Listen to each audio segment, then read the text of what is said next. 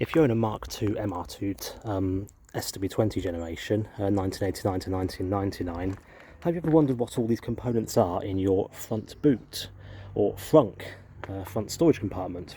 Well, today's your lucky day, because I'm going to show you what they all are in my example here. This is a 1993 JDM Market Mr2 Turbo, it's a revision 3 model. So yeah, let's get started. This is the JDM spare wheel that they use in Japan. They come in this kind of yellow colour, so let's just remove that. Some Japanese writing here. Not so sure what it all means, but we'll just pull this this plastic liner out of the way.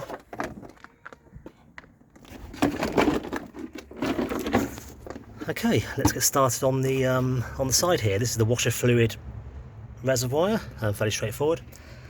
That little red thing down there, that's actually the emergency riser, the manual riser for the headlight. They've also got a pop-up headlight, so you turn that and it's a direct feed to the motor basically, and it allows you to wind the headlights up if the motor fails.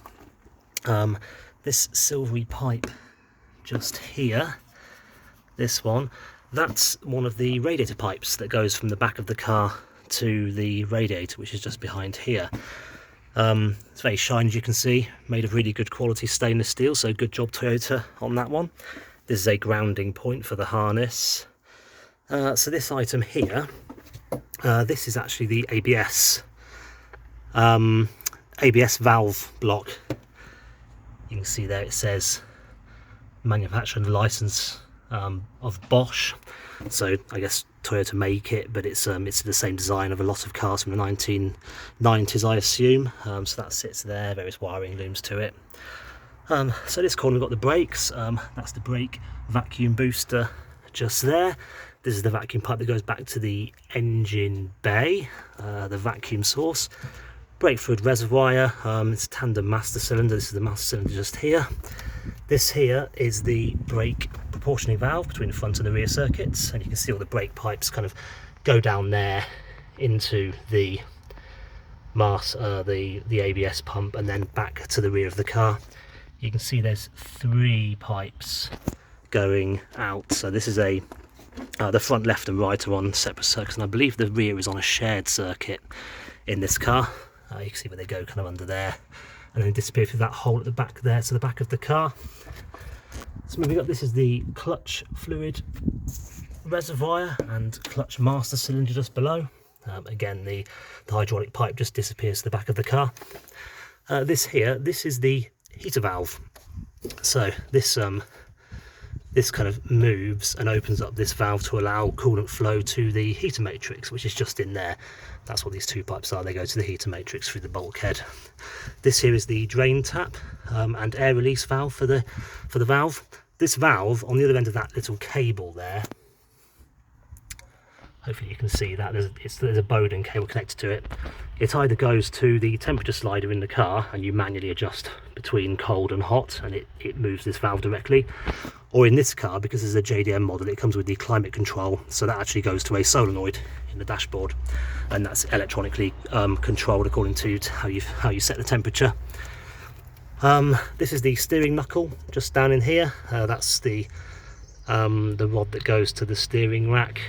Steering wheel, sorry, just in there. Steering rack's here approximately. If I just move this is just a fuse I've added. This here is the power steering motor. So it's basically an electric motor connected to a hydraulic pump, basically a power steering pump, and that's how the power steering is operated in the SW20. You can see it's got very fat connectors there because it's quite a high current device. Moving across then, that tube there is the vacuum to the rear of the car for the brake booster. We looked at that earlier. You've got brake pipes either side. This is a heater pipe, this is a heater pipe, and this is a heater pipe, again going back to the rear of the car. We've got the battery in the middle here. This is the battery tie down. 10mm M6 nuts at the front and rear. This is where the spare wheel is secured to the bottom of the car here. So moving across, this in here, this silvery thing with the wiring on top, that's one of the power steering ECUs. I'm not entirely sure what that one does, but it's something to do with either controlling the assistance level, which varies with speed, or the kind of the ramp up and down of the system. So that's electronics for that. This is the power steering fluid reservoir. Just in here you remove this cap and you have your power steering fluid just in there. You have to be sure that on the MR2 you use electro-hydraulic power steering fluid. There's a particular type you need to use to avoid damaging the system. Right, what else have we got in this corner then? So we've got some air conditioning bits and pieces here on this model. This is the low pressure hose and R134A fitting. Down there is the high pressure fitting. That's a sight glass just there for the refrigeration system, and this just in here, let's see if we can get close to that, that's the air conditioning pressure switch. So when you run out of gas, it switches this switch and it turns the AC off, AC system off essentially. The AC connections themselves just disappear into the bulkhead just down there, and that's where they actually connect to the evaporator inside the car. So if you need to remove the air conditioning from inside, you have to disconnect it from the high and low pressure pipes just in there. That's what we've got else in this corner. This silver pipe here is another radiator flow and return pipe from the rear of the car. Again, nice and shiny. Toyota used really good quality metal on those.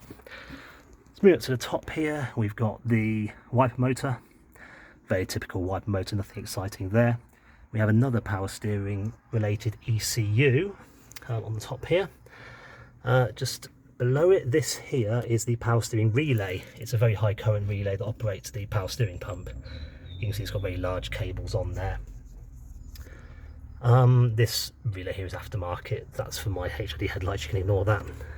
So looking at this corner then, this little black box here at the front, this is actually for the steering fog lights. Unless you have a Japanese market GT model car like this is, you probably won't have this just here. So there's basically two positions on the front fog lights. You can either have them on or on with steering, and they rotate as you turn the steering wheel. So that's the ECU that controls that. Just down in here, there's a little blue box here. That is the ECU which controls the pop-up headlight functionality. If you want to adjust the delay in how the headlights pop up, there's various capacitors and things you can find in there and you can modify.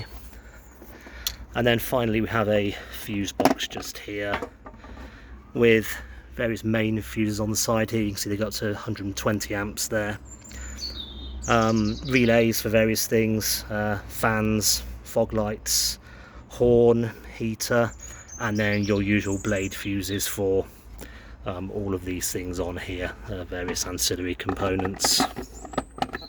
Let's clip that back on, and then finally just down here you have the right hand side emergency knob to raise your headlights. And yes, that is it. I hope that proved useful. There's a lot of stuff in here.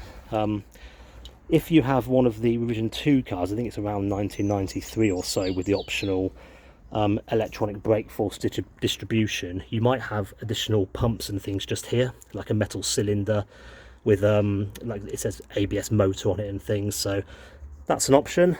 I think some of the very early MR2 Mark IIs didn't have power steering, so you wouldn't have this motor or these ECUs just here.